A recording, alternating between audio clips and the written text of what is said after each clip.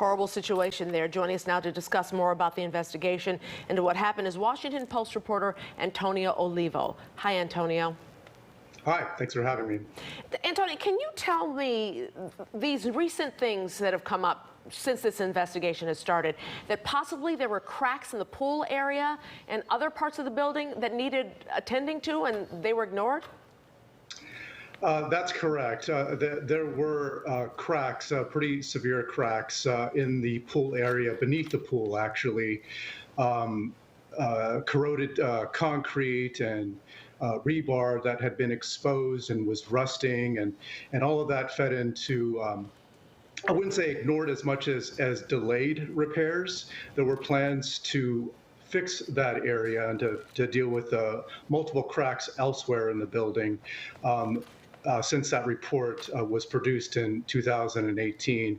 The pool area is now an increased area of focus because it's starting to look like the collapse began somewhere in that vicinity, the central lower part of the building. And in your reporting, we see the pictures there underneath the pool here, and the concern is, how does that relate to other buildings nearby? The concern, could this happen to another building there on the shore? Well, that remains to be seen. The town and the county of Miami-Dade County are looking at other old buildings in the area. This one was 40 years old, and it was undergoing a recertification process for structural integrity that's required for these kinds of old buildings. There are other old buildings along the beachfront, and so some of them also have cracks and rusted rebar that supports the concrete columns there, but that's normal in an area with the sea air and the humidity acting as corrosive elements. So the reason why the federal investigators are there is to see whether or not there is some broader problem that needs to be addressed. What about the work that was supposed to start July 1st?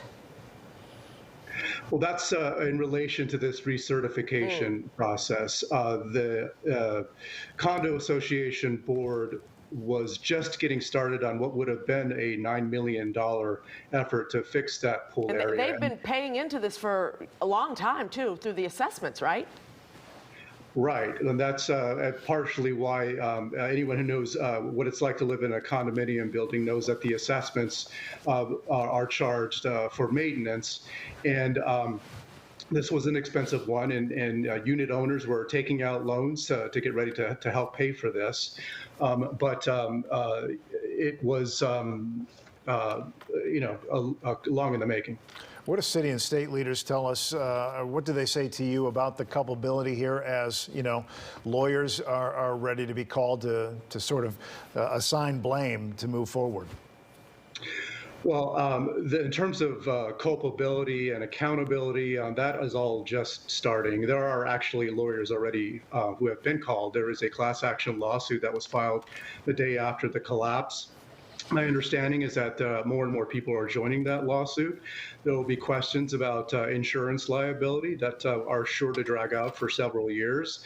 There's a question of whether or not town officials knew about the engineer's report that raised some alarms about the cracks and the rusting in the building. So there could be an issue with the town. All of that is just starting out, and we'll be seeing it play out for years. All right, Washington Post reporter Antonio Olivo, thank you very much for your time tonight. Thanks very much. Take care. You too.